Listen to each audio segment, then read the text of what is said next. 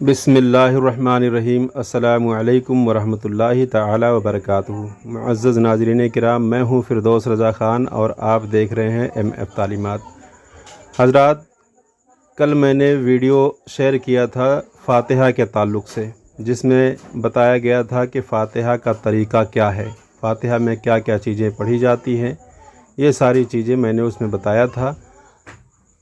जो हज़रात देखना चाहें वो लिंक दिया है डिस्क्रिप्शन में, जा कर के वहाँ देख सकते हैं।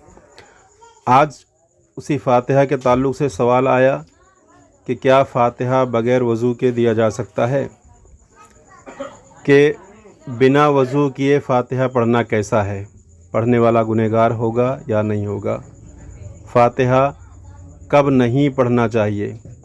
इन सारे सवालों के जवाब इंशाअल्लाह मैं आपके सामने रखूँगा, मगर छोटी सी गुजारिश, वीडियो को लाइक करें, आखिर तक बने रहें। पहली बार आए हैं तो सब्सक्राइब भी कर दें और आल वाले नोटिफिकेशन को प्रेस करना बिल्कुल ना भूलें। तो आइए वीडियो को शुरू करते हैं।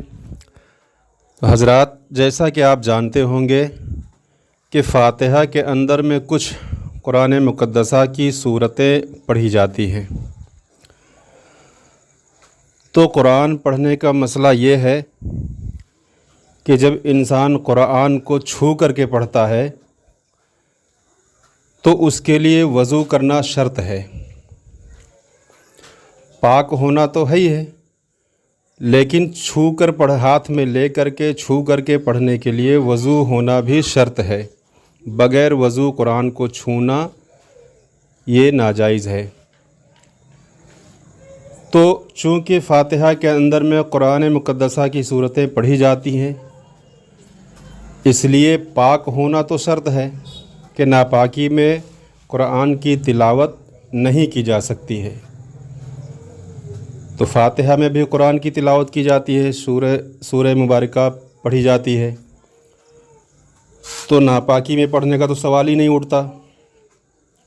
रही बात बग़ैर वज़ू फ़ातिहा करने की,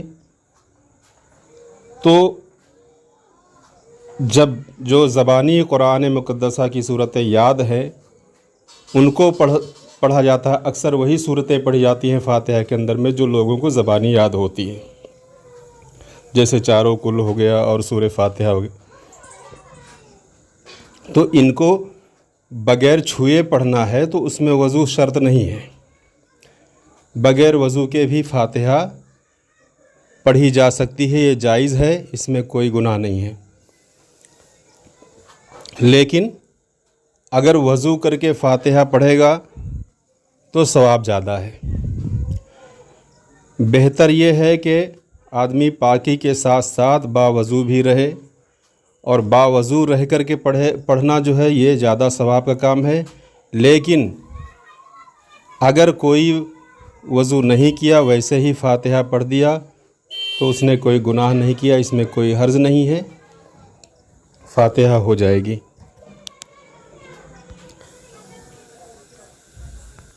रही बात फ़ातिहा कब नहीं पढ़ना चाहिए, तो उसके ताल्लुक़ से आप ये जान लें कि कुछ वक्त ऐसे हैं जिनमें न नमाज़ें पढ़ी जाती हैं और ना कुरान की तिलावत की जाती है, जिसको वक्त मकरूहा कहते हैं।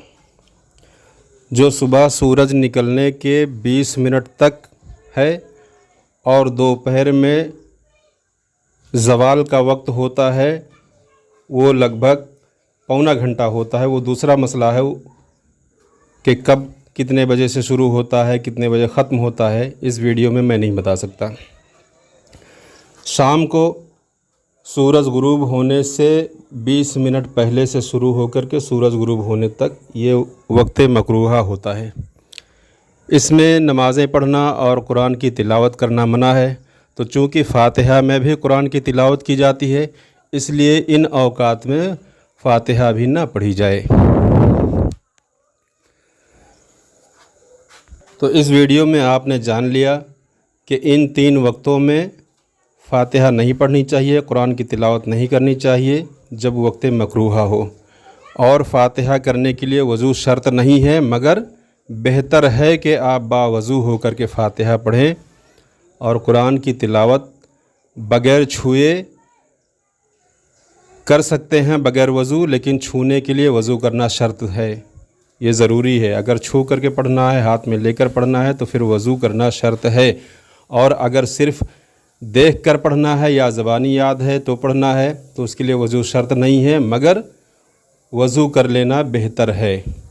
उम्मीद करता हूँ ये सारी जानकारी आपको अच्छी तरह से समझ में आ गई होगी, और गुजारिश है कि आप इसको अपने दोस्तों के पास और लोगों के पास भी इसको शेयर कर दें, ताकि इस तरह की जानकारी और लोगों तक पहुंचती रहे। और इस चैनल पर